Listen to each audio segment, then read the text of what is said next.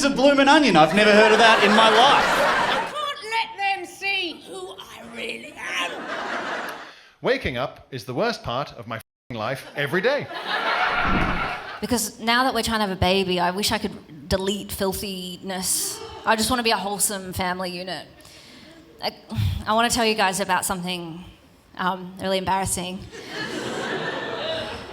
that happened. It's the last thing I'll tell you of the night. And I just want you to know that I know I seem quite... I'm actually not very I'm not sex positive. I know it seems like I am. I've been quite... I've been... I've done a few things that would, indicate that I am. But I'm not. On a true sense, I find it quite... and people are sex positive, and that's great, but I'm not. I'm sex negative. That's just who I am. It's even though I'm trying to get pregnant, I still, if I see a pregnant woman walking around, I think, oh my God, you're just admitting it. You're a dirty girl. You're not getting my seat on the bus. No, not after what you did.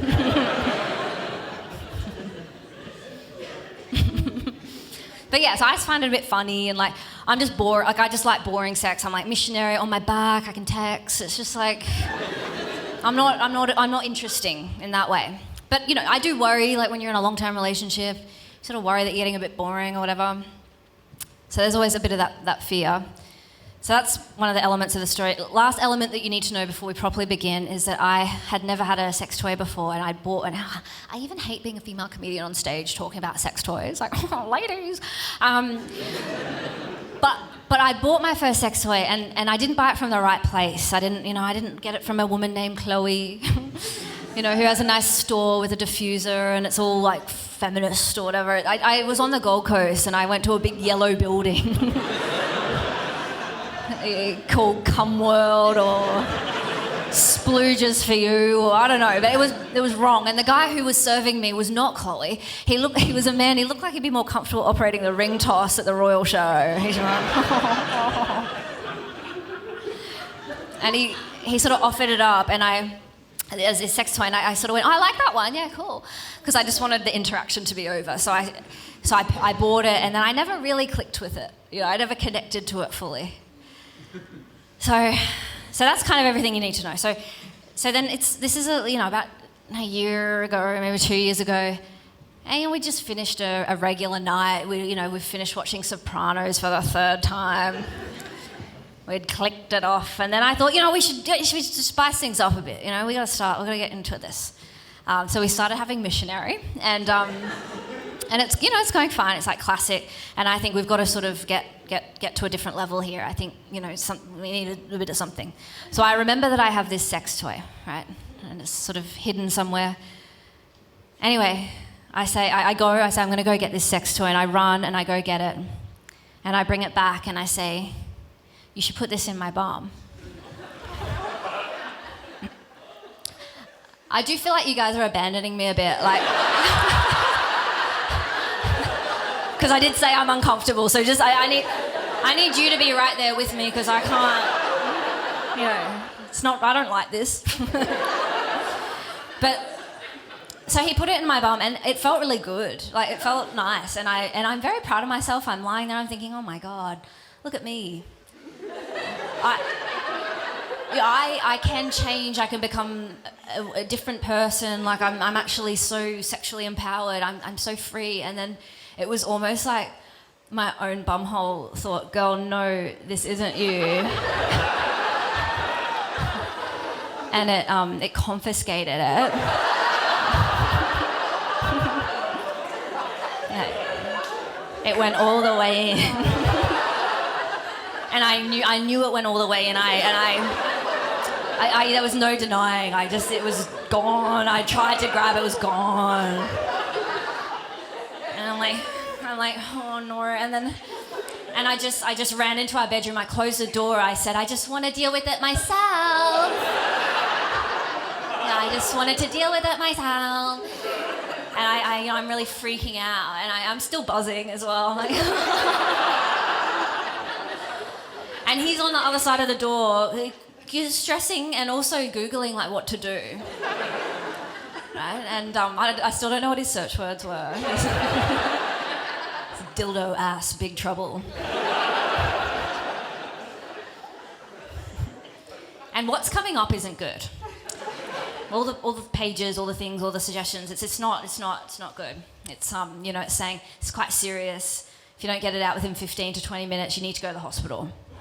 Because it can bounce around in there. You can need a colostomy bag. It's very, very serious, right?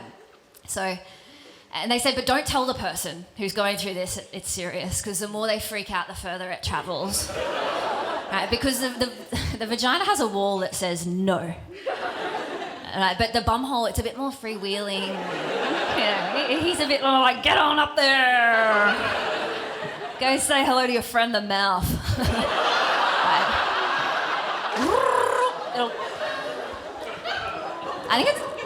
Don't you think it's kind of cute to think that they would be friends in in an ideal world? But anyway, so it's he's kind of dealing with all of this. He's sort of absorbing the information, and he hasn't told me what's really going on. So I'm in the other room and I'm freaking out, and I'm also disappointed. I'm like, for fuck's sake, like, I was just trying to be sexual and free for one night, and I was feeling good, and look what's happened. I reckon I heard my boyfriend scream, "Shit it out," 56 times. Squat down. And we're laughing, right? And that's great, But, I used to laugh. I used to be one of those people. I read the BuzzFeed article. There was always some snitch in the hospital who shared someone's x-ray. There's always an x-ray. Some guy's had 7 things stuck in his ass. And I used to sit there, drinking a Starbucks going, you idiot. Why would you keep putting things up there if you've already got something stuck in your ass? Why would you just keep putting stuff up there? But you don't get it. Like, you actually don't get it until it's happened to you. Because the problem is you just can't really get a grip. Like, that's the main problem, is you cannot get a grip. So all you can think about is trying to get onto the other side of it. Right, so you just think, I was like Russell Crowe in A Beautiful Mind. I had all the, calculations on the blackboard. At one point I hobbled out and I was like, I think I just need like a spatula and an egg cup.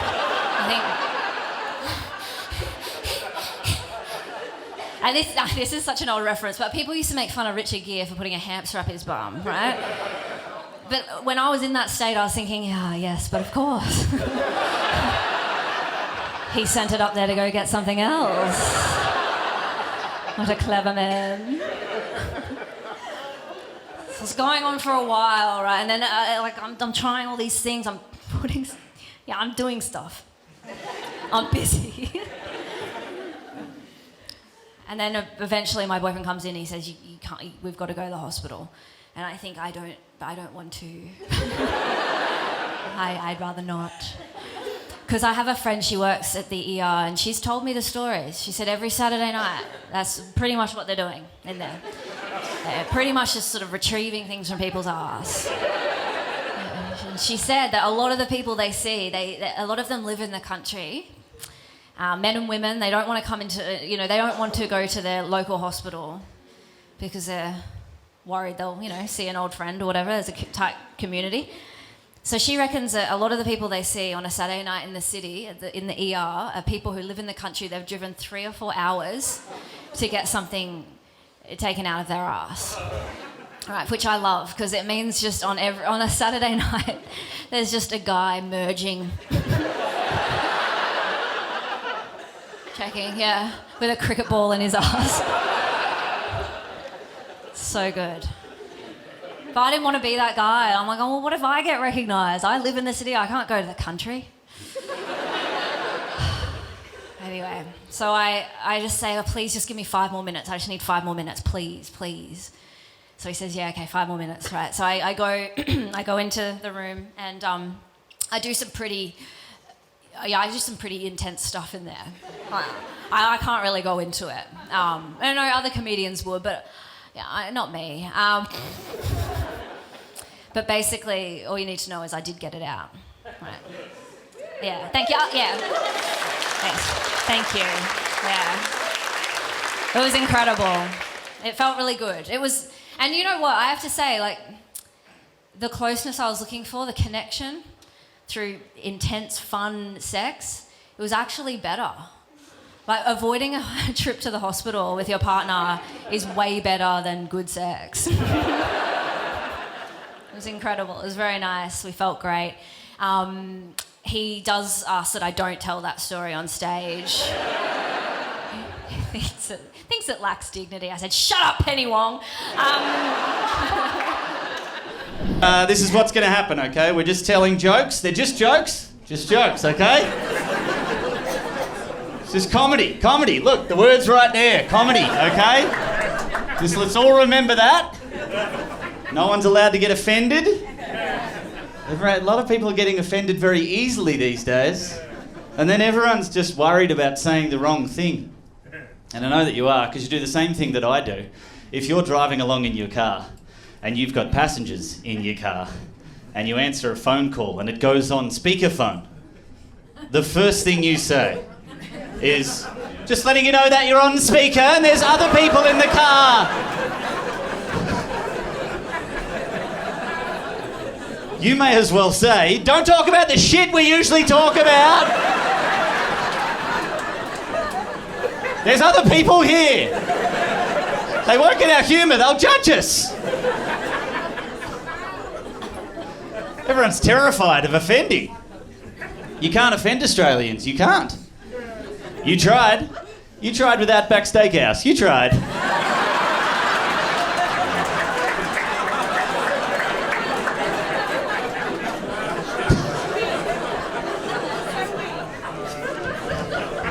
Fuck you, America. How dare you? How dare you? Just a fabrication franchise throughout your entire country. That's a complete mockery of my whole culture. And you guys are totally fine with that. Are you totally fine? What the fuck is a bloomin' onion? I've never heard of that in my life. It's a staple dish in this establishment. You all know it. It's a deep fried onion the size of a football. It's what they eat. It's what they eat down under, you know? We don't call it down under either, by the way. We're there. We're there. We don't call you up over or whatever you are.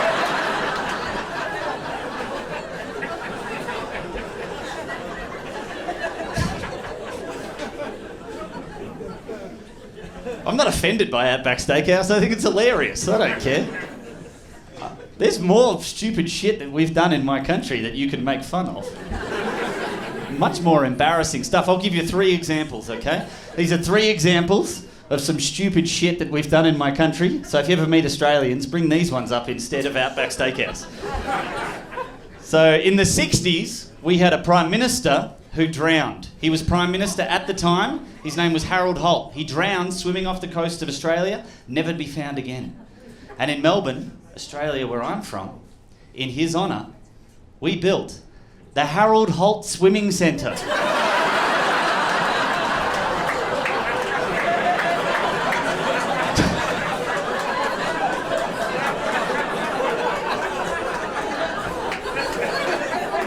He fucking drowned, and we built a swimming centre in his honour. What a pack of arseholes.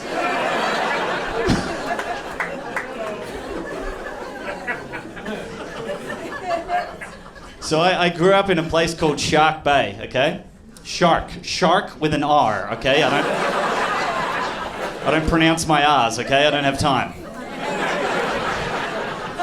Shark, okay? Shark, like a shark. You know what a shark is. Fuck you, all right? Like Dana, you know what a shark is. Stop it. So Shark Bay, it never dawned on me how ridiculous this was. When I was a teenager, the local government realised that no tourists were coming to the area for obvious reasons. So they changed the name to Safety Beach.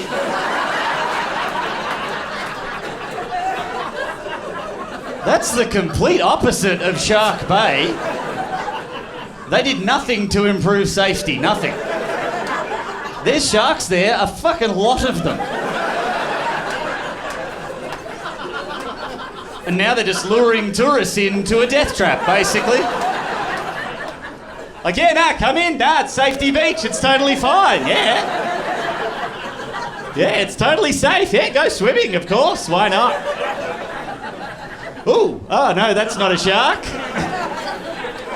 That's a safety shark. It's a dolphin, you pussy, get out there. What the hell's wrong with you? So I moved to America. I moved to Hollywood. That's where I moved first from Australia. My plan was to go to Hollywood, become a star. And I'd said that to my friends when I was leaving. I said, I'm going to go to Hollywood. And they all went, Hollywood, you dickhead. I'll give you 6 months. I'll give you 6 months, and then you'll be having sex with some old lady in Malibu just to pay your rent. That's what they said. They all laughed at me, and I went, no, I'm going to go to Hollywood and be a famous comedian. So I moved to Hollywood. I was there for about 6 months, and this old lady from Malibu came up to me. This happened after a comedy show. This old lady came up to me and she said, I'm having a private party down at my house in Malibu. It's all Australian themed. I'd like you to come and perform. And I thought, oh no, shit, it's happening. It's happening. My friends predicted it and it's happening. And I thought, surely she can't pay me enough money. And then she went, I'll pay you $3,000. And I went, oh, look, what time do you need me to be there? What time? So I went down to her racist party and I'm aware Australia's not a race, but anyway. I went down there. She would have spent $100,000 on this afternoon garden party. It was all Australian themed for her 12 friends. That's all that were there. I was the only Australian. It was fucking weird. It was like an Australian version of Get Out. That's what it felt like. I thought, this doesn't seem safe. I need to leave. And I said to the old lady, I said, do you want me to get up and tell jokes? Do you want me to do stand-up? Is that why I'm here? And she said, no, I don't want you to do that. I just want you to walk around and just be Australian.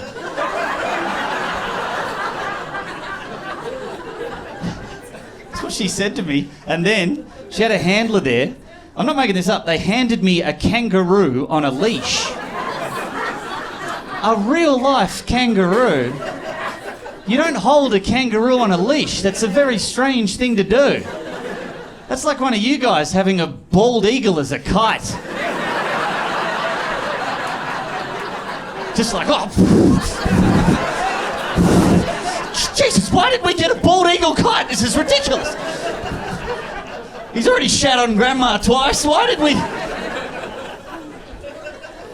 So that's what it felt like, having a kangaroo on a leash. And I'm walking around this lady's backyard, just with a kangaroo on a leash, just going up to her 12 guests going, g'day guys, how you going?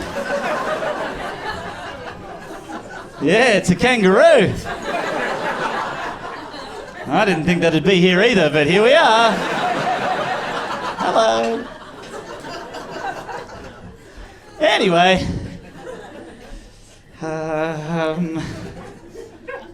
Shrimp on the barbie, dingo's got my baby, have a nice night.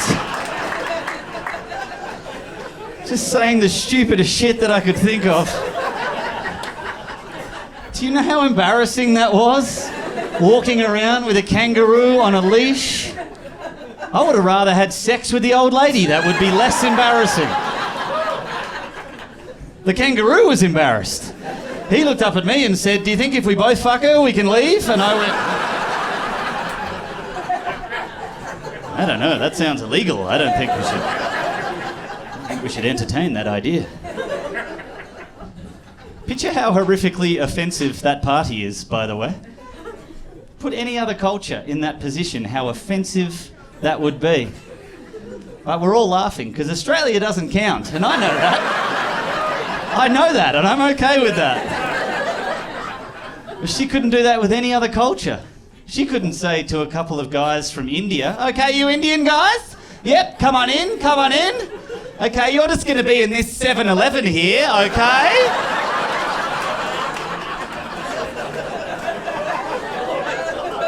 And I want you to just get angry if anyone comes in. Just be like, "Oh, stop reading the magazines. Get out of here."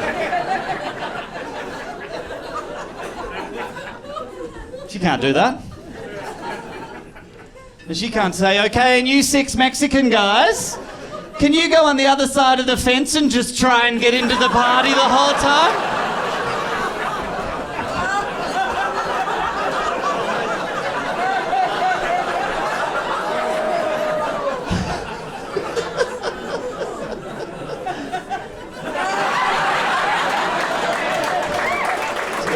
Just remember that we're all friends. We're all friends here.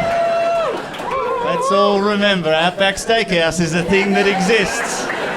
Let's all remember. Dash, have you got that picture? I want to show you guys in case you thought I was making that up.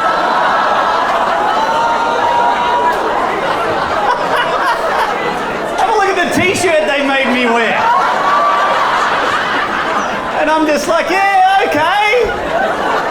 Walking around the yard. Look how big the kangaroo is. That would have beat the shit out of me.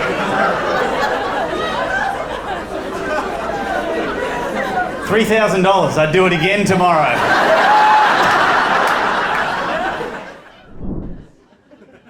I appreciate you coming out here to see my show, The Optimist, and I know that there may be some of you in the audience here this evening.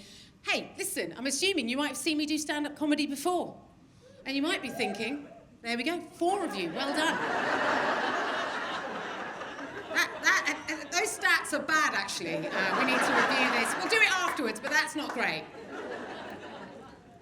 And you might be thinking, optimist. It's not really your jam, Jen Brister. You'd be absolutely right. My cup is very much half empty, and I don't want you to fucking fill it, okay? But I've got to try and fill it because I am a parent and I have children. I have twins and they are 8. Yeah, they're 8 now, twin boys. Thank you for clapping that. It's one man in the second row. Thank you, sir. He's really into it. Got to think about twins. Let's not bring it up right now. But listen, I've got to do it for them, yeah? I've got to be a better person for my children. I can't let them see who I really am. Look away, children. Don't look at Mama in the eye. Look away. The only way I know how to parent my children is to lie to them. We all lie to our children. Every parent lies to our children, particularly when they're young. There's three fundamental lies that we say to our kids, yeah? Number 1, Father Christmas. Apparently he's a thing. Yeah, we've all agreed that, not just in this country, it seems to be international. We've all agreed that Father Christmas is a thing. I say to my kids, now listen, don't you talk to strangers, especially any strange men, right? But Christmas night, some big fat fella will be popping into your bedroom to drop off some presents, okay? I know it's a mixed message, but don't worry about it. Number 2, the Tooth Fairy. My kids are not freaked out by this at all. They have accepted this. We have told them that some tiny little fucking, what is it? Some tiny little thing is going to be buzzing around at night. It's going to nick their teeth and leave some money under the pillow, and they're like, Mama, I can't wait. Surely that's the stuff of nightmares, isn't it? Can you imagine going to sleep at night knowing that was going to happen? You wouldn't be able to sleep. You'd be like that. Where is it? Where the fuck is it? Number 3, the biggest lie of all that we say to our children, and that is, everything's gonna be all right. We have to say that. We have to say that to our kids for when we are confronted by questions from our children. Questions, right? Questions like this. Mama, I've got a question for you, Mama. Mama. Mama. Mama. Mama. Mama. Mama. Mama. Mama. Mama. Mama. Whatever the fuck it is, could you just get on with it, mate? Because this is really painful, okay? So just let me know what it is, okay? Mama, does global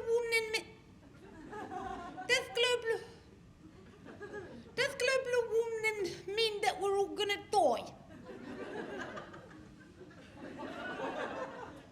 Oh my goodness, oh my darling boy. Okay, now listen. 2 things, okay? First,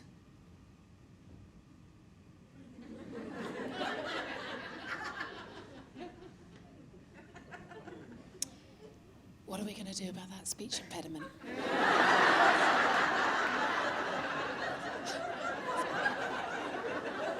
We'll circle back to that. And second, now listen. Of course it doesn't mean that we're all going to die. Okay, darling? It doesn't mean that. All it means is that the planet's got a bad tum-tum. The planet not feeling very well. But if we all do our bit, you know what? We can make the planet feel better. Oh, Mama, I want to make the planet feel better, so I'm going to take my paper straw and I'm going to put it in the recycling. Oh, darling. You do that.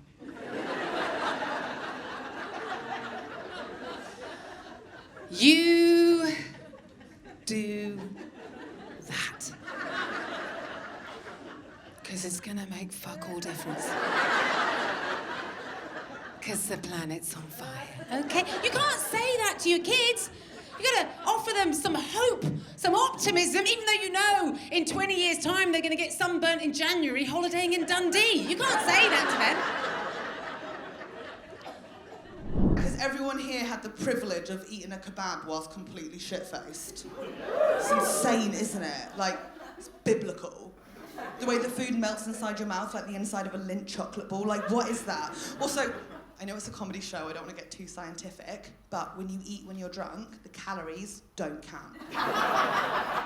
It's like eating on a train, it's not technically a meal. Smart, smart, smart. The thing is, I've got this cute thing I do, it's so adorable.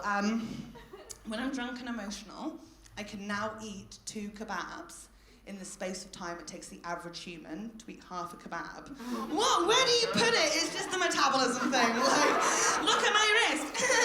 Thing is, I found out in a horrible way. How bullshit is this? If you go into a kebab shop by yourself late at night, crying with a tit hanging out, and order 2 kebabs, they're like, 2 kebabs, where's your friends?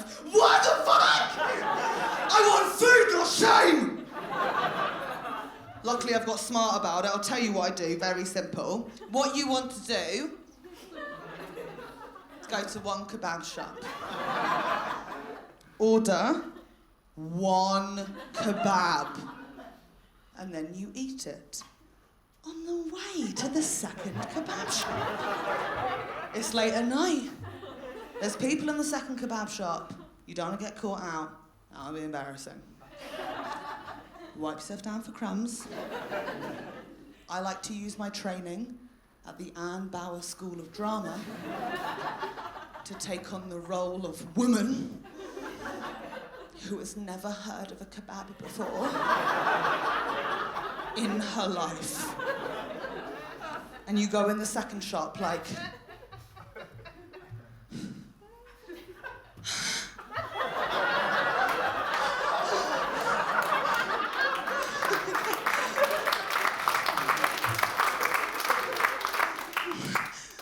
What is this place? Sorry, I usually don't come here. I love salad. This is so mad for me. Isn't it table service? I don't know.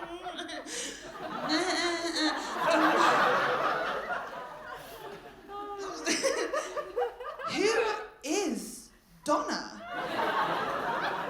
So cute! show. It's only because I'm always so paranoid whatever I'm doing that everyone's watching me and judging me. You know that feeling, particularly when I'm eating, everyone's looking at me like, oh, why is she eating that? I cannot get over it. I think it's because whatever I do in my life, I'm always like, this has got to be a scene. Surely I'm on, you know? We should be filming this. I just watched way too much reality TV show and grew up in a drama school, and I think it really does a number on your head. Have you guys seen the film The Truman Show? Yeah, it's a good film, right? I feel like most people watch The Truman Show and go, Jim Carrey, a comedic genius as well as a great dramatic actor. I watched it and I was like, oh, that is such a good idea for a TV show. It's amazing, it's such a good idea. Someone must have made it. Someone would have made it. It's so good. But if they'd have made it, I would know about it. Because I watch all those shows. So if it's been made, and I don't know about it, Truman has to be me.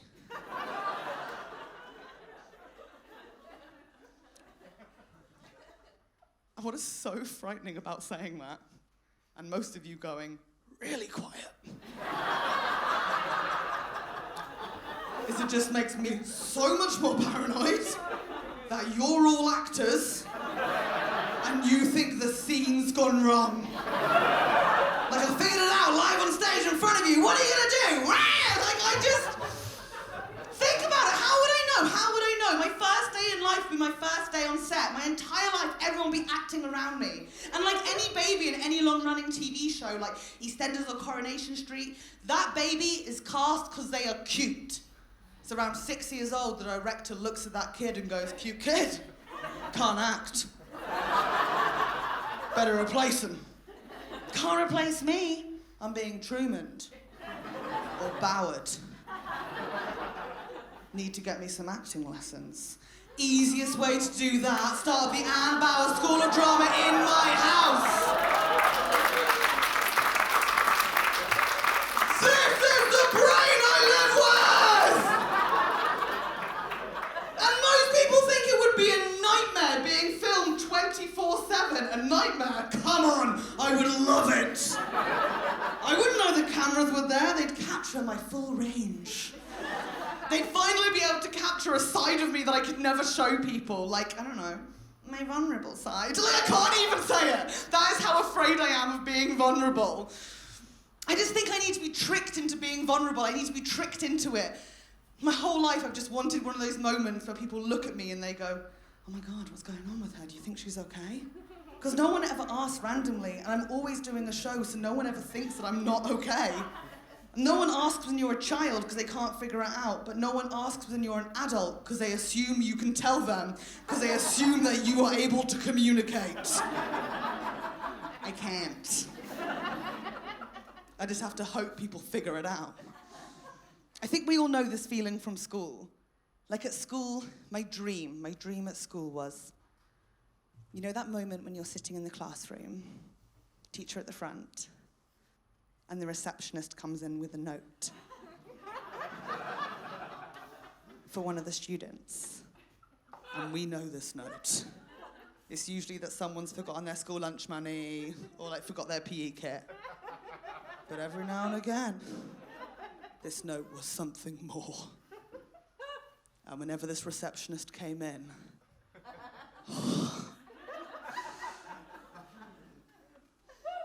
I was just like, oh, is it death?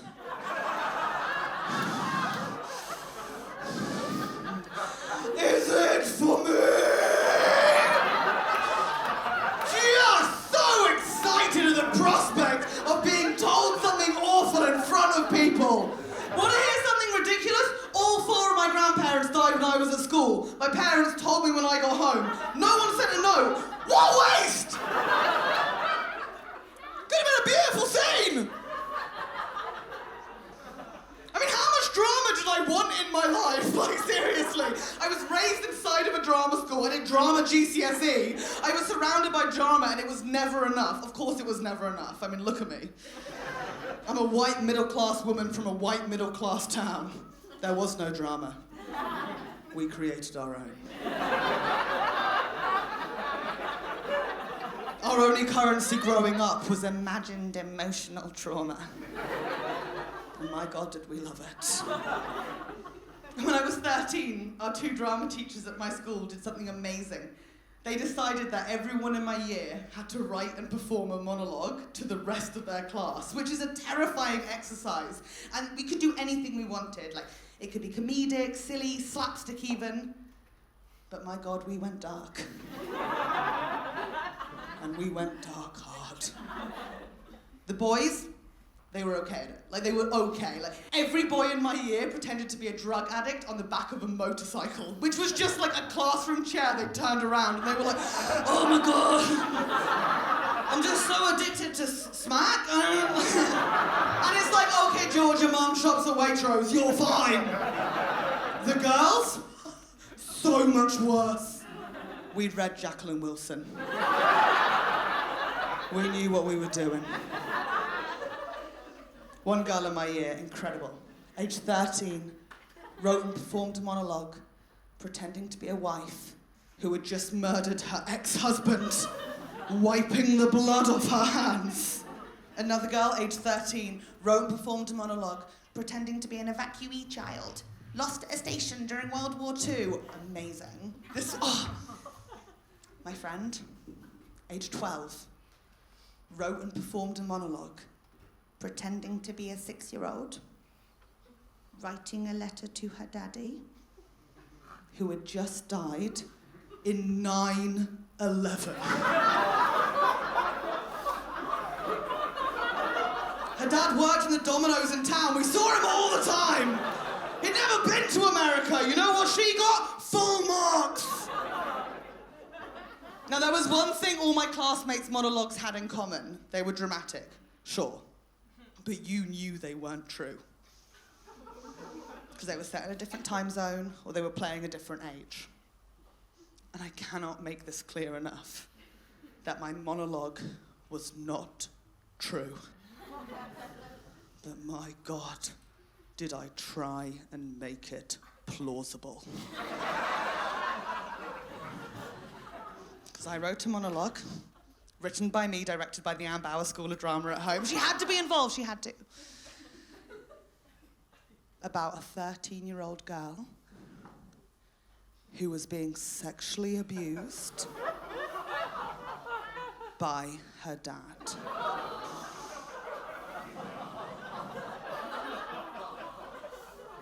I wore my own pajamas that I ripped myself at the crotch for extra marks.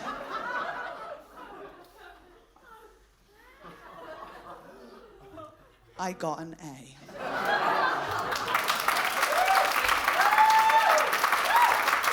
you. And I cannot make this clear enough, because this is truly the message of the show. My dad has never hugged me, let alone fucked me. That's the ring, by the way. So that's my ring. I know. Look at that, and then look at that. John.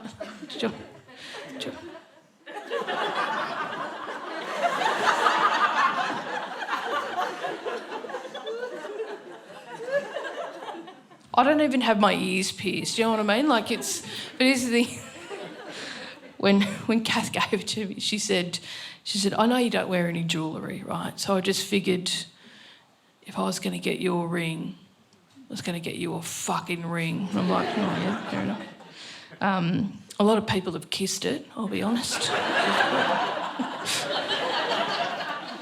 My nephew saw it, he looked at it and he looked at me and he went, do you watch the NBA? And I'm like,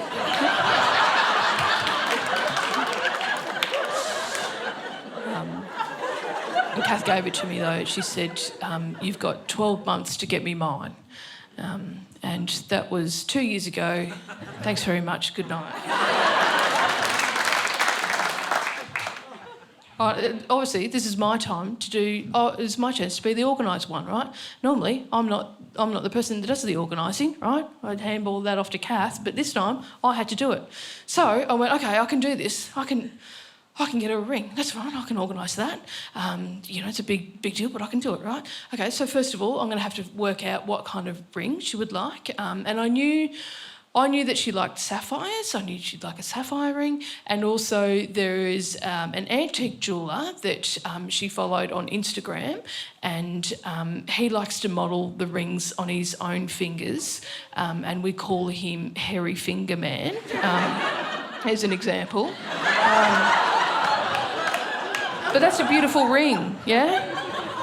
Here's another example. We love him. Also love it because sometimes he goes, I'll just put all the rings on one finger. Yeah? There we go. Love it, right? There's my starting point, right? I'll go...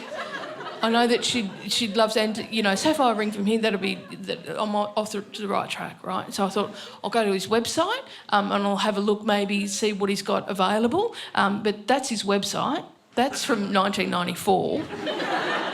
There's no online purchases happening there, right? So I'm going to have to send someone into the store. But the store is in London, right? Thankfully, I know someone in London. Kath's best friend lives in London. And when I say best friend, let's remember that we are lesbians and it is her ex-girlfriend.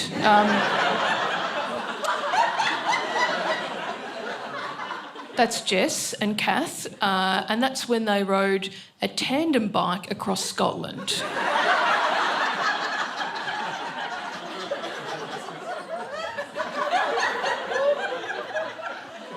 That's so gay.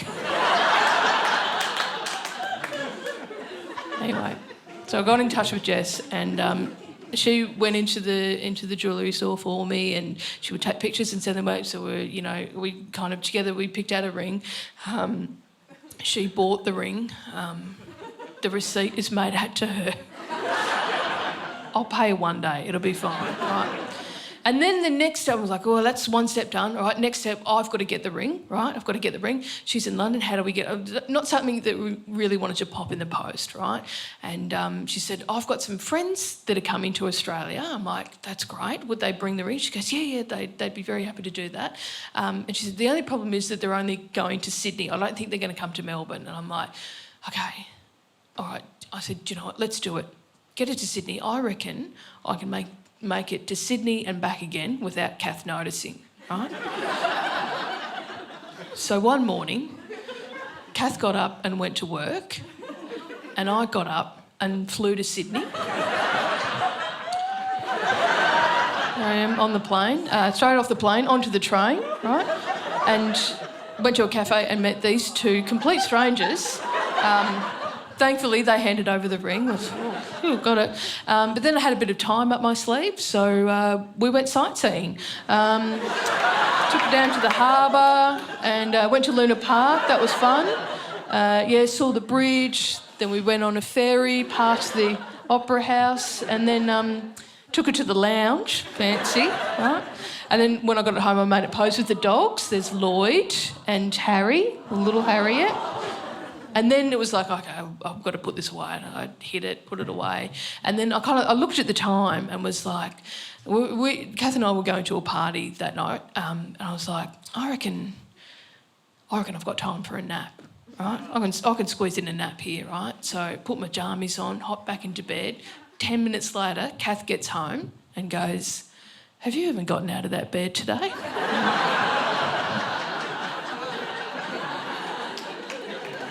Done a couple of things.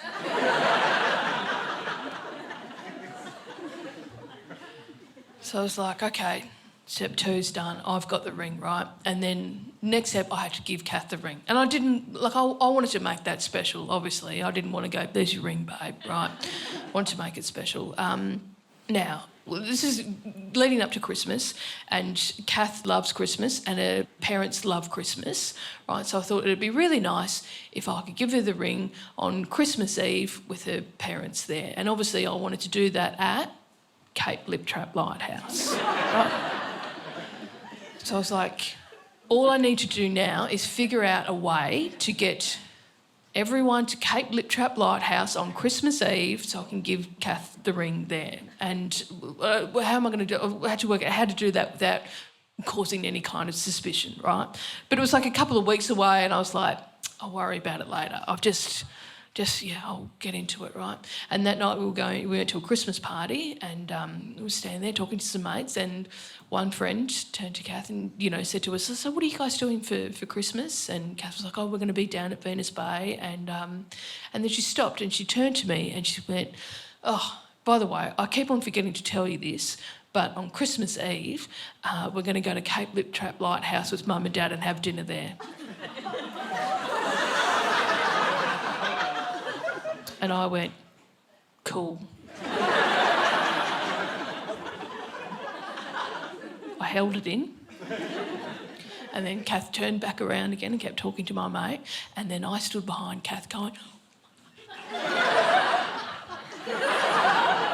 the woman is so organised. She's organised her own fucking surprise. Yes. Oh, so relieved. It was so good.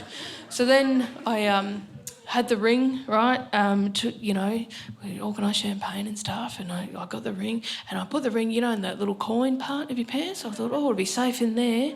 I'll just put it on, it'll be safe in there. Don't worry, it was safe. It was so safe. It was too safe.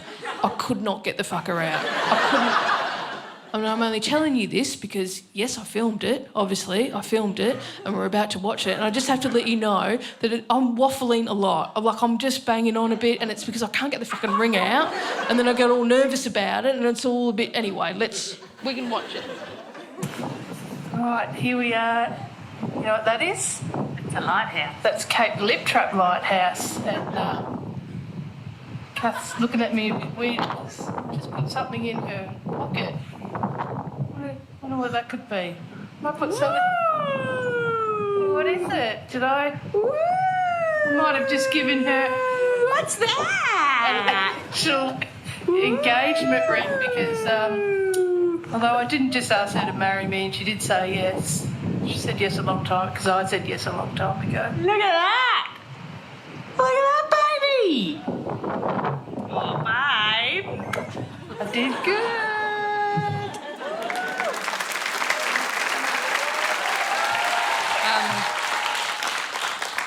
Thank you. Yeah, we did it. Here's the thing, because I'm unorganised, I quite often get told that I'm lazy, and I've said that about myself as well. I've been like, oh, I'm so lazy. But I want to change the narrative on unorganised people being lazy. I don't necessarily think that's always the case, right? Because, obviously, Kath did an amazing job at organising this 3-day event for my birthday with a beautiful proposal to go with it.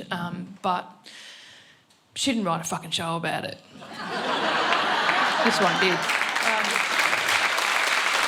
Man, thanks so much for coming out to this show. It's such a treat. I really appreciate it. Thank you. It's great to see you all here. Thank you. You've forgotten how to clap. You don't know what to do. You've been home alone too long. You're just walking around going, what's that?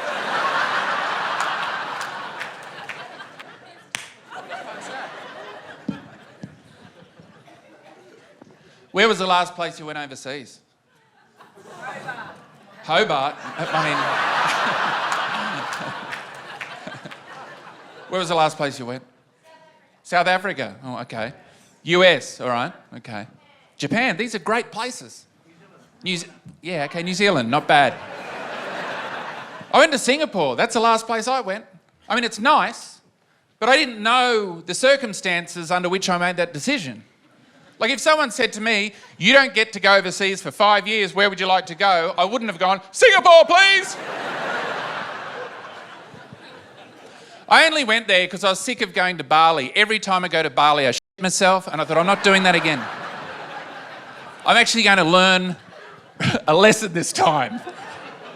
Because every time I go to Bali, I shit myself, and no one cares. Everyone's like, oh, it's a bit of Bali belly, what can you do? Whatever. It's just a bit of Bali belly. If there is a disease named after your destination, don't go there.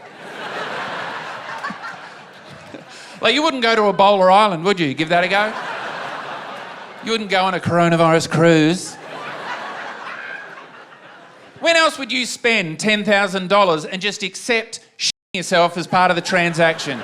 Can you name any other purchase where that would sound reasonable? Like you buy a motorbike, top of the range. You're like, it's a great motorbike, but every time I ride it, I shit myself. But it's just a bit of Yamaha belly, what can you do, you know? Have a bit of a Honda honk, bit of a Suzuki spew.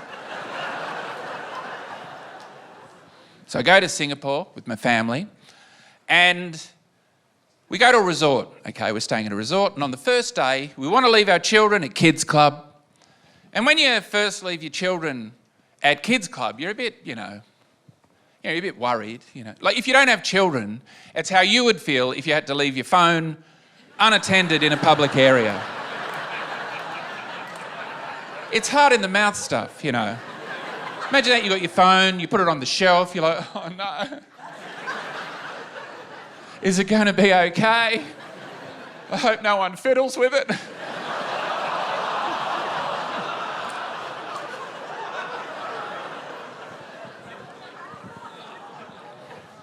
So we leave our children at kids' club and my wife and I go to the beach, and it's just her and I for the first time, just the two of us, like at the beach, with no kids. And we're trying to enjoy ourselves and relax, but I couldn't, because the whole time we were lying there was a guy on his own with a Bluetooth speaker. Like on his own. Just a little speaker. like he's appointed himself the DJ of the beach. Like apparently the sound of waves gently crashing against the shore is not good enough for him. And it was really annoying me. I'm like, he's just imposing his taste on everyone else. It's like when you see a teenager at the shops, with a speaker on their backpack and they're like, oh yeah, it's a really cool band. They're in the Hottest 100. They're called the Cardigan Souls. Yeah, you really love them. Like, I don't care, buddy. Like, you're just imposing your taste on other people. It'd be like me walking down the street with a curry and just spooning it into other people's mouths. Oh, there you go. Look at the curry I found. It tastes good, doesn't it? Open your gob. There you go. Open your gob. Yeah, it's good, isn't it? Yeah. Aren't I cool for finding that and putting that in your gob? And I was getting really worked up and I was saying to my wife, he's not even a fan of music, because if he was, he'd have headphones on. You know what headphones are? Two of those speakers up against his ears. And the only way my wife could get me to calm down was to make me put on my noise-cancelling headphones, and I had to listen to an app that was playing the sound of waves gently crashing against the shore.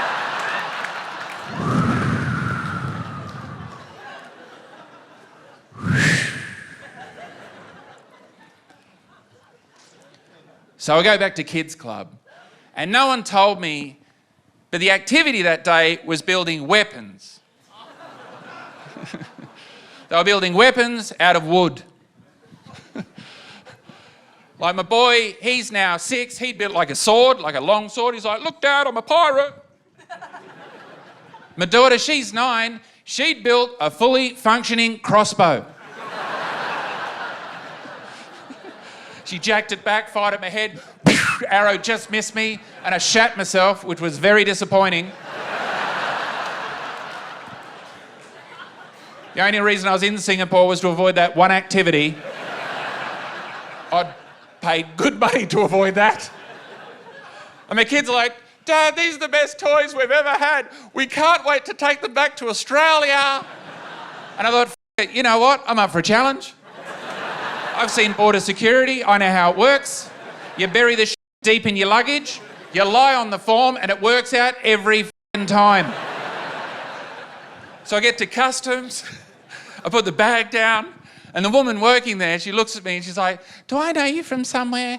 And I'm like, yeah, I'm on the ABC. I host a TV show called Hard Quiz. And she's like, I love that show. And I was like, thank you. She goes, do you have anything in your bag you'd like to declare? And I was like, yeah. I've got some wooden weapons from Asia.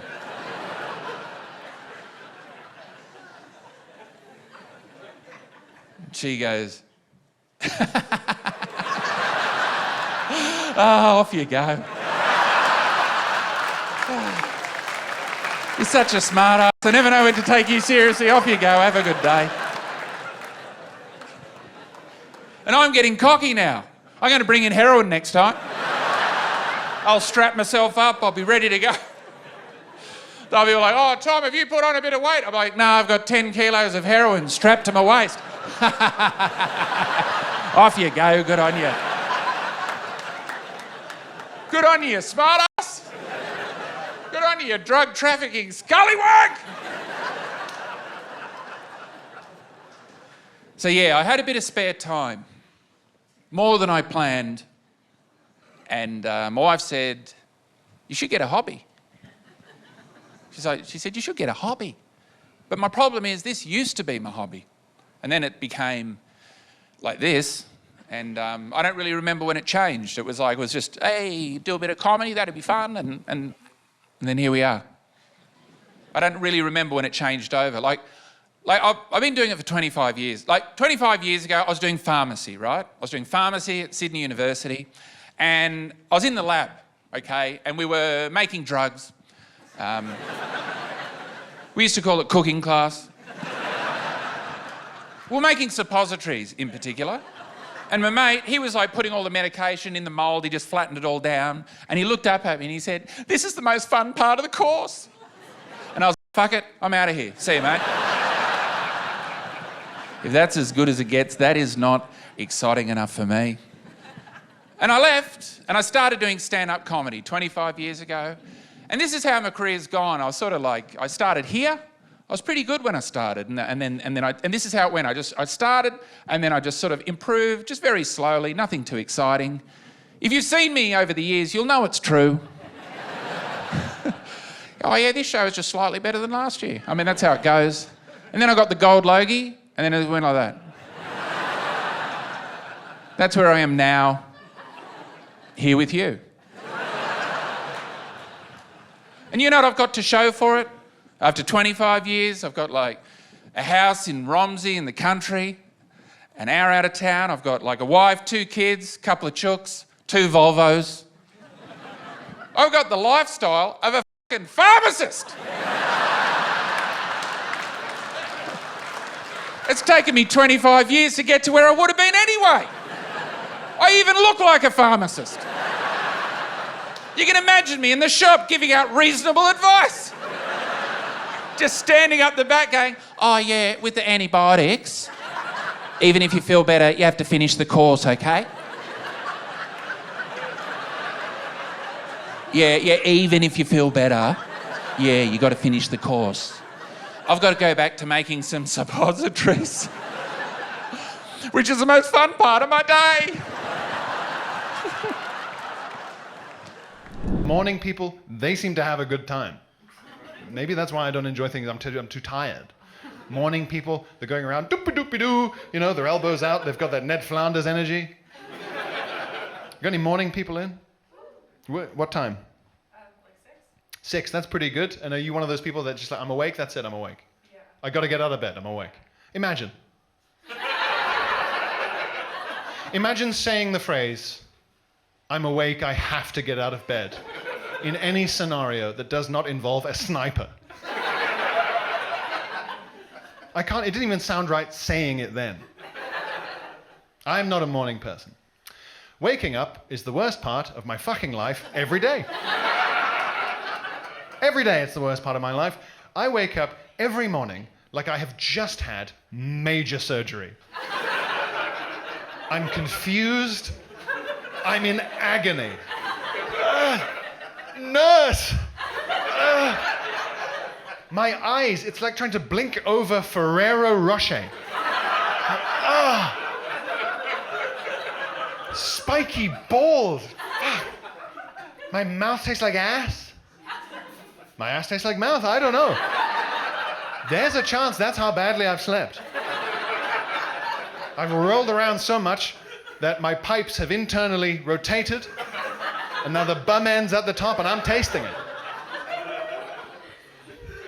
And then I have to go for the biggest but darkest piss of my life. What does it mean? A dark piss means you need more water, but a big piss means you're fine. It can't be both. I can't need more and less water. And when I say it's dark, I'm not dying. It's not, you know. But it's a rich golden hue. It's the piss of Midas. If you saw fields the colour of this piss, you'd be a fine harvest this year. And then you have to have breakfast, and I can't eat that early in the morning, right? My stomach, it's like a shriveled up old carrier bag in your pocket. It's not ready to receive objects yet, yeah? But you have to force feed yourself because the tasks are coming. Uh-oh. They'll be here by about 9, and you need energy to fight the tasks. And that's why every breakfast food comes with butter or jam or whatever. It's just lube. Lube it up. Poke it in. It's the only way it's getting in, if it's lubed up. You have to treat yourself like a foie gras goose every morning. Lube it up. Blah, blah, blah. Get it in there. Get some task energy. It's a disgusting way to start your day. Force-fed like a goose. And then I get up at these insane times. Explain what I mean. So I do this as a job. It's a nighttime job. But sometimes it doesn't go well for you, right? You have a rail replacement bus nightmare. I once got back to my flat in my bedroom at 3 a.m. and I had to get up at 6 a.m. to be on the radio. So that's when you just go, okay, my life is on fire. I'm only going to get 3 hours sleep. I have to accept that, and I'll just set my alarm and deal with it. So I set my alarm, 6 a.m. 6:09.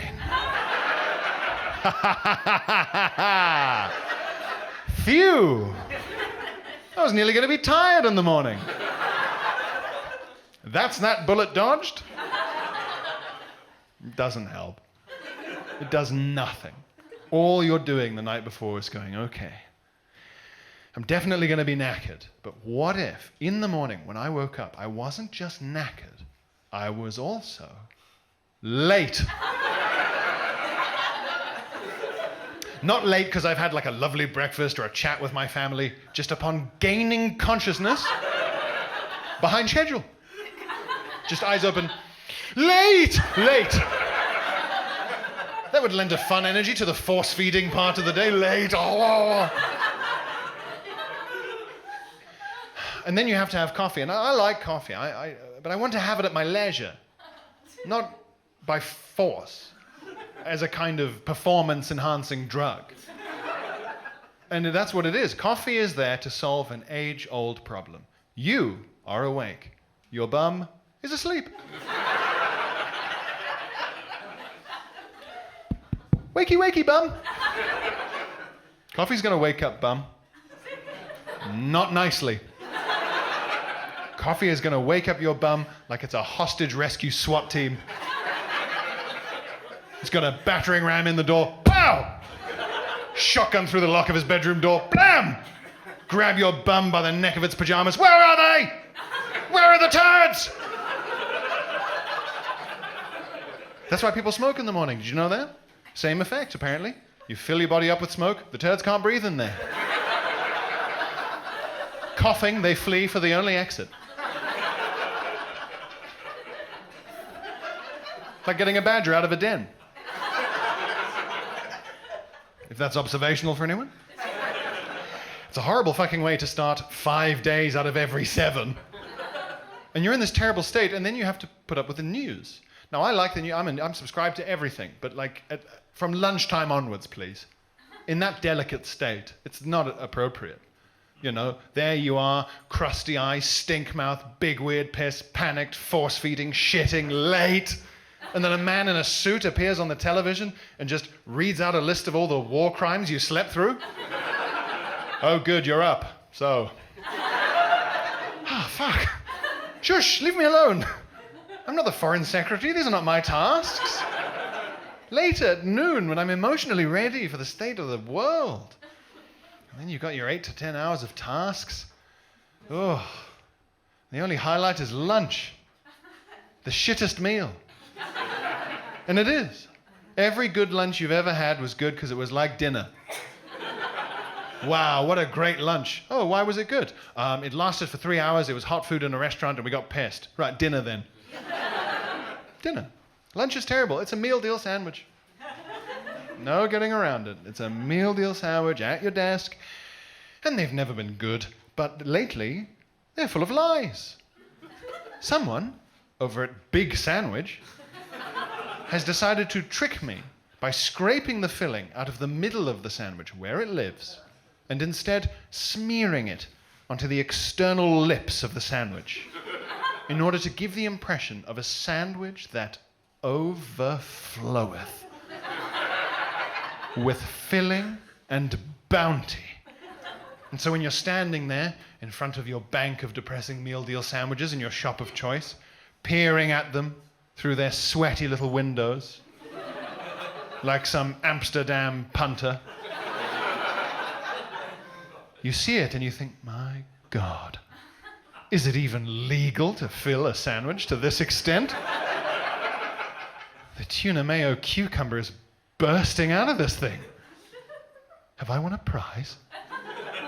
Quickly, you buy it, take it back to your desk, you take a bite. Within a desert of bread, betrayal. It's empty. You flip it up, yeah, it's gone, nothing in there. The filling was on the outside the whole time. And now you get to poke it back in with your fingertips. Even though they're still horrible from the bus. Undignified, unacceptable. Oh, you can have a wrap. They're shit as well.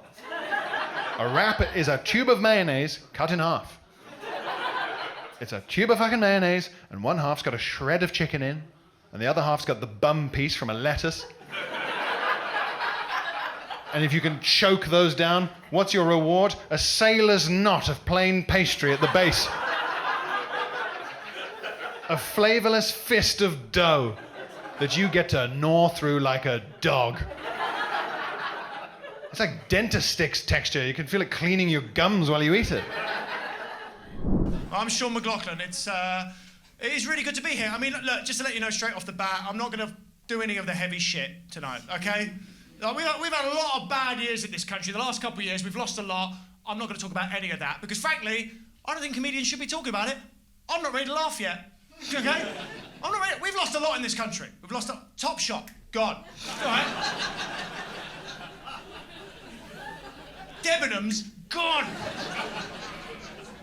Yet somehow, against all odds, W.H. Smith hangs in there. I mean, what is the fucking hold-up on this bankruptcy? What needs to happen for this cockroach to die? It's the worst shop in Britain, isn't it, W.H. Smith? It's got to be the worst shop in Britain. I don't know about you, I only go in there if I need a private place to fart. Right, I hate it. Hate W.H. Smith, I hate everything about it. Hate the colour scheme, it's all blue, it's like you're being waterboarded. I hate the staff, they're all ugly. Can we admit this? They're all ugly, something's going on.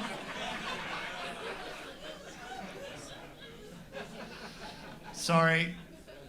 Fuck, I've forgotten a bit already. Does anyone here work for W.H. Smith?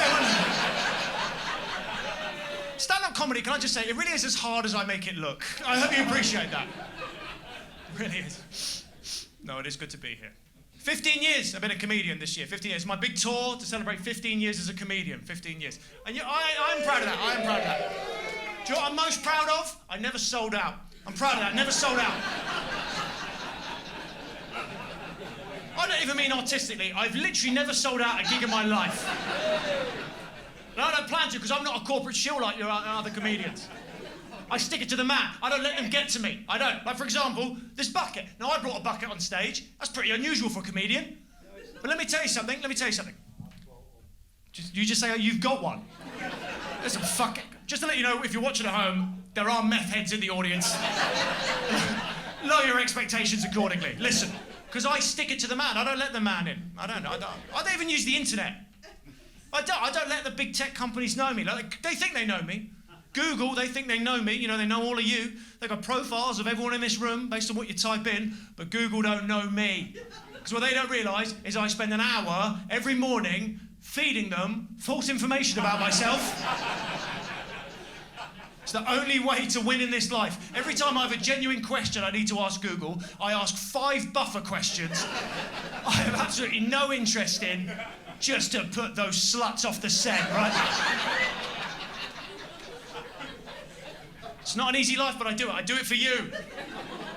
I sit down in the morning and whereabouts in France was Napoleon born? Can you visit Napoleon's childhood home on Corsica? Vegetarian restaurants near Napoleon's childhood home. Then I get down to it. Do turtles come? Images. It's the only way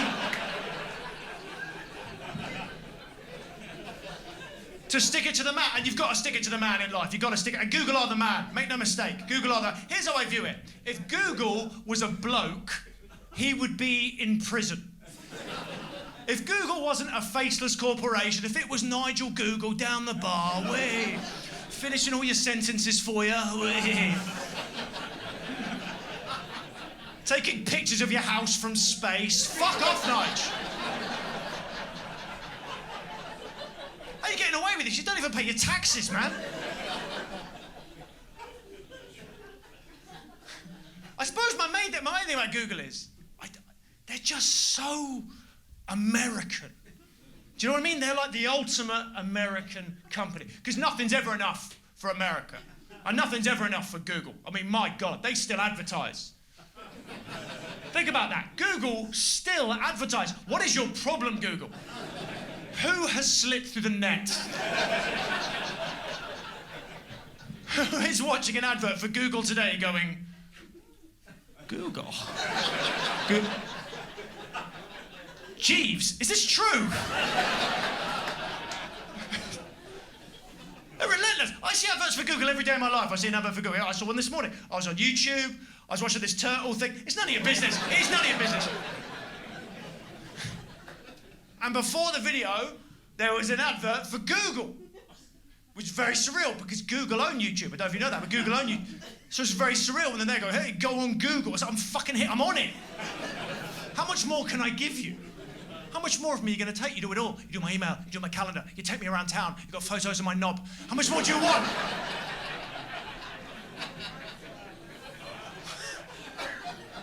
But that's America. That's America. Nothing's ever enough for America. Nothing. There is an American flag on the moon. There is an American flag on the moon. I mean, if there's one thing in life that can't be claimed, surely it's the moon. But no, moon's American. Makes sense. Of course the moon's American. It's white. It's round. It's inexplicably involved in women's reproductive organs. So it makes sense.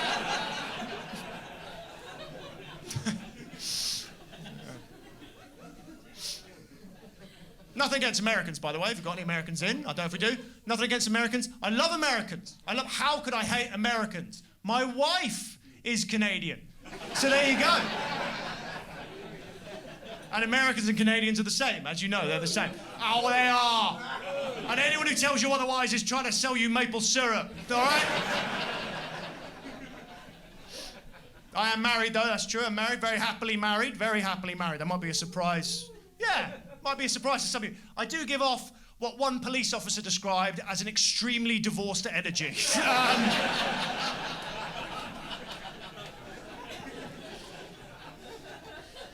But I love her. I fucking love my wife so much.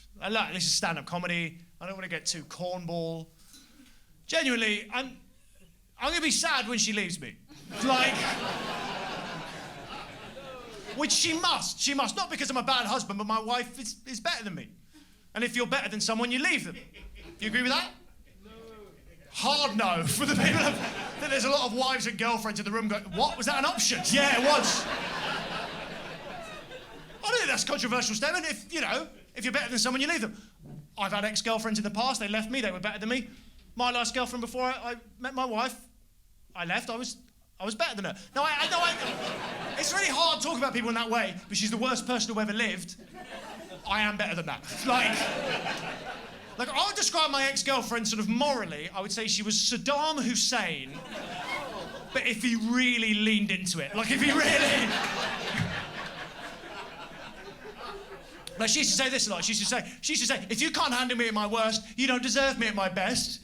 Which, first of all, twat alert, missed it. It's such a shit phrase. I never got that phrase. If you can't handle me at my worst, you don't deserve me at my best. Because your worst and your best are linked. No one's that complicated, you know? We're all pretty simple at the end of the, no one's kicking puppies on a Tuesday, curing cancer on a Wednesday. You're all pretty...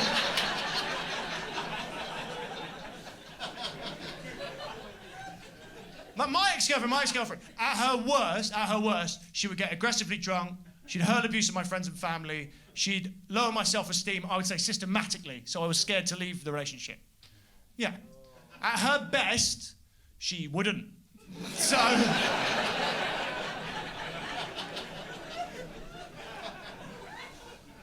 So I left, as my wife must leave me. And I love my wife. I want to be good enough for my wife, but she deserves the best, and I'm not the best. She deserves a husband to be proud of. A husband to go, look at my husband. Look at those teeth, my God. You know, his laptop case isn't just a pizza box. Instead, what has she got? This is my husband. He's an unknown comedian. He used a debit card to cut my birthday cake. 4 years ago, he accidentally took ecstasy because he thought it was ibuprofen. That's not even a fucking joke, right? I'll tell you the story. We'd had a couple friends round. There was a bit of a mix-up. I double-dropped pills at 9:30 on a Sunday morning. Do you have any idea? I came up in home base.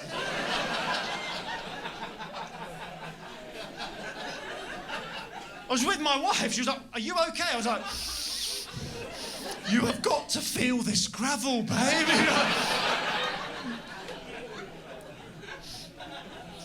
That's where I got the bucket. Anyway. Canada. Very appealing country, isn't it, Canada? Very appealing country, very romantic. I think I might move over there. That's the truth. I think I might move over there. I'm thinking of it. It's a great country. Do you know what? Because they got standards over there.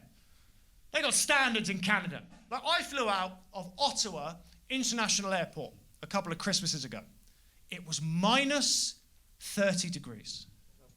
Minus 30. And the planes were taking off. And the schools were open. And nothing was... If it got to minus 30 in this country, do you think the airports would still be fucking open? If it got to minus 30 in this country, the Prime Minister would go on the news to legalise cannibalism. Okay?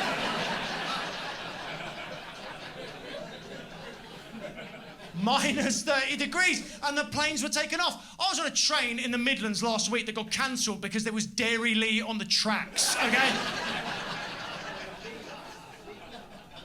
We're losing our standards in this country. This used to be a great country. We're losing our way. I mean, do you agree with that? Yeah. Yeah. We need to be more like the French. Do you agree with that? Yeah.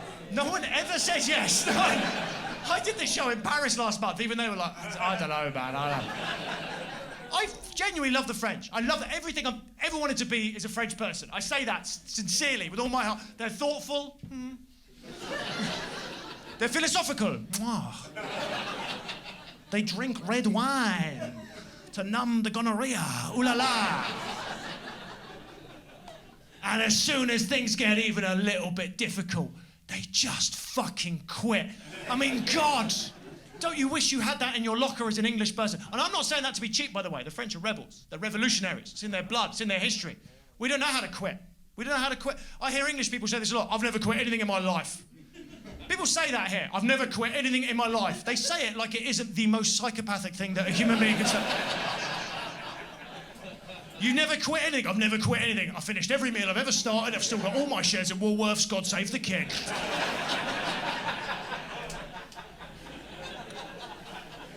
I'm intimidated by the French. I'm intimidated by how good they are at quitting. Like, that's why I never get it when people always say, French quit the Second World War. Yeah. It was shit. Doesn't always work, that one, but thank God for the liberal metropolitan elite. I mean, what can I say? Not allowed back in Guildford.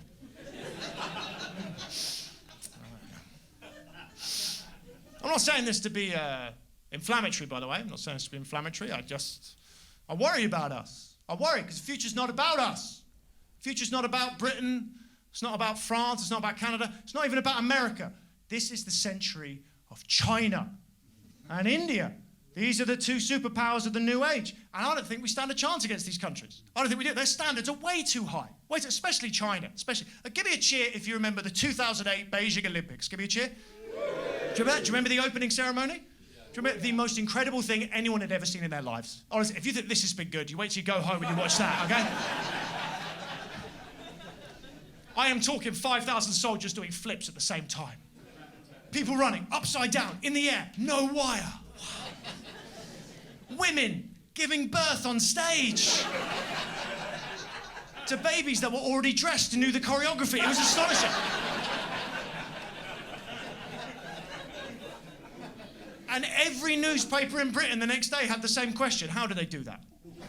How did they do that? Do you think they were asking that in China about our opening ceremony in 2012? Be honest. Do you think they were saying, how did they do that when Dizzy Rascals sang Bonkers? Do you think?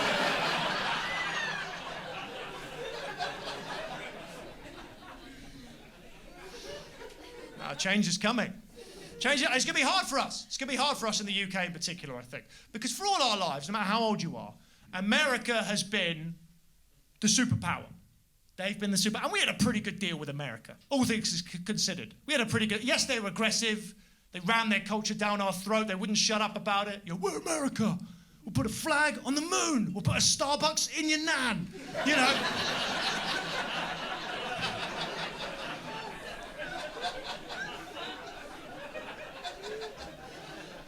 They ran their culture down our throat.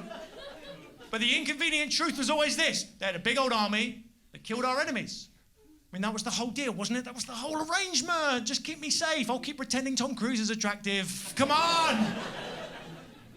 But now who knows what the deal's going to be with China? It's a different culture, different way of life. Different country. I mean, even Tom Cruise, Hollywood, bow to China.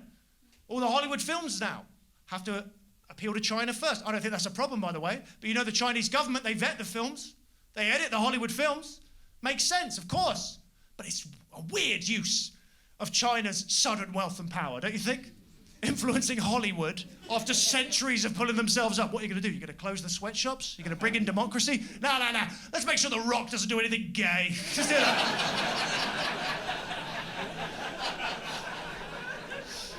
Technology, amazing, huge part of my life. I mean, I wish I hadn't told Facebook I was single. Don't do that. Facebook goes, oh, you're single, are you? Cool, here's 500 ads a day about singles in your area, being single, and how gross your body probably is. Thanks, Facebook, appreciate it. But otherwise, love it. Like, my phone and my computer are my most prized possessions in the world, and I treat them like I've used my laptop to fix a wobbly table. That's not cool. I know, I've thrown my phone at a window to scare a pigeon. I know. And I think it's because we take this stuff for granted. Like, you get this incredible product, and then for like a week, you're like, oh, the precious. And then after a while, you're like, oh, whatever.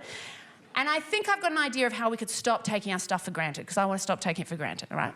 What if our things, our appliances and our equipment and our stuff, bless you, had a voice that sounded as surprised as we should be about what it's doing, if that makes sense. So it could be as simple as, hey, I just boiled water over here. I just boiled water. It was cold before, now it's hot, because of me, yeah. Wouldn't you be more inclined to go, wow, thanks, kettle, fantastic. Or like, hey, I just took your feces away. I just took it away. It was right near you. You hated that. It stank. Now it's gone because of me. Yeah. Just like, oh my goodness, thanks, toilet. Brilliant. Or like, hey, I just let you watch people you don't know have sex. You didn't even know them. You can watch them have sex up close because of me. Yeah. You're like, wow, thanks, binoculars.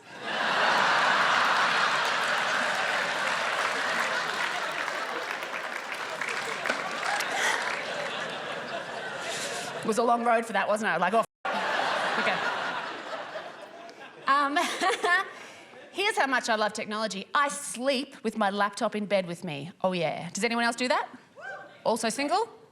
Yeah. That's what happens. When you're single, interesting thing happens to the other side of your bed, right? Because it's the other side of the bed, but it's now also other things as well. And I don't want to brag. I got a double bed, guys. And I tell you what, it's an investment bed. It's the bed I'm going to die in. I'm done for beds. It costs over $1,000. It's done. I'm done for beds. Has anyone got the bed they're going to die in? What? You buy a bed for that what? I mean, you don't know. Hey, play your cards right. I might have bought the bed you're going to die in.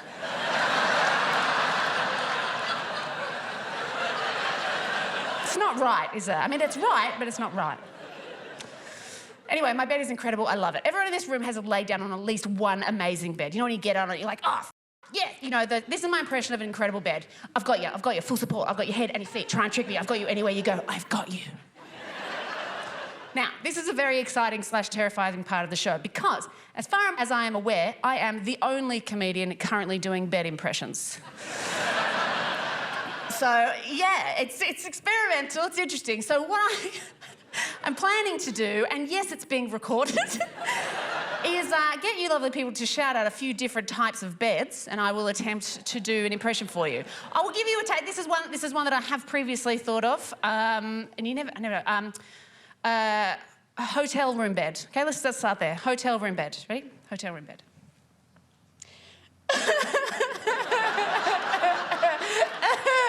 No more. I'll never be clean. Okay, great. All right, that was a good place to start. So, we'll just have fun. Someone shout out a couple of types of bed. Memory foam, futon, hospital bed. Oh, okay. This is great. Okay. Memory foam. We meet again. Done. Hospital bed. Okay, hold on. Hospital bed. I may be covered in pee, but I'm part robot.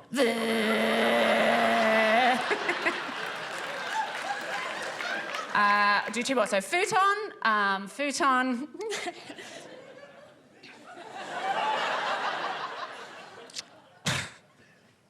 I mean, I'm just a big cushion. And was there waterbed? Okay. Waterbed. I know there's more than you think. When you start, you're like, what was this? Waterbed.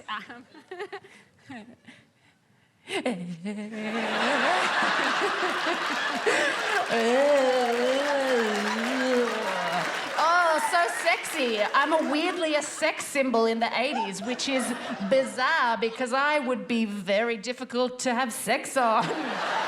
Just try and fuck on me. Just try. I push you over there. I push her over here. Okay. All right. Guys. That went better than it should have. I appreciate it. Okay, I'll move on. So the other side of my bed where I put my laptop is another side of the bed, but it's also other things. I put my laptop on there, so it's also a desk, all right? I put a bunch of books on there. It is also a bookshelf. I put clothes. It is also a wardrobe. It is also a medicine cabinet. It is also a cosmetics counter. It is a fridge. It is a bin. It is a huge pile of I have a pot plant on there at the moment. If I actually wanted to have a one-night stand, it would have to be with a removalist. It is a giant pile of everything I could ever need within reach, okay? And I sleep beside my giant pile of shit. It's quite nice. It's like being spooned by a garage sale. And every morning I wake up and I roll over and I go, good morning, stuff. No, this is how I wake up. My alarm goes off and I go, what? Because alarms get the deal out of everything we own. Like, they're just doing what we ask them to do, and we're furious every time. And you might not know this, but when you wake up in the morning, you go, what? Snooze. Alarm and snooze are actually good cop, bad cop in the mornings. They are, because alarm is like, get the f*** out of bed right now. And snooze is like, don't worry about him. I'm on your side. Take another 8 minutes, you deserve it. You're so pretty when you're sleeping.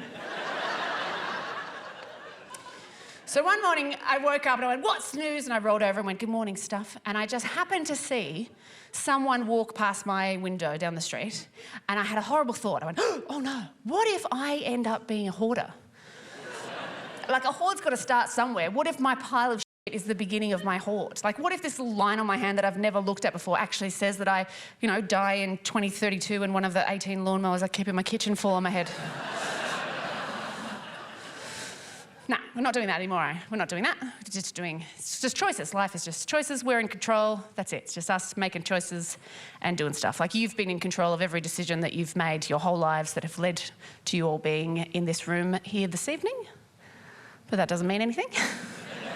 It's not like this was always going to happen, right? I mean, you could have been anywhere tonight. You're not.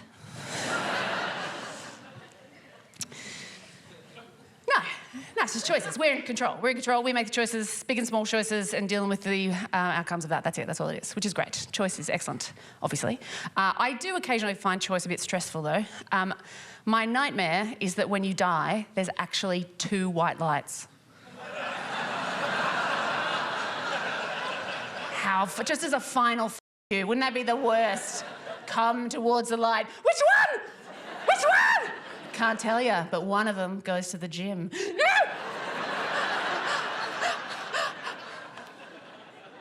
Here's how I don't want to die, right? I'm not good at crossing the street because I'm from the country and tractors move slower than cars. Like, I'm not a good judge of how quickly a car is going to get to me. So I'm always that one where my friends are on the other side of the road. I'm like, yep, sorry, oh, could have gone. Oh, sorry, but I don't want to get hit by a car while I'm doing this. To die within a moment of indecision is an excruciating thought to me. I don't want the last sound I make on this earth to be, ugh.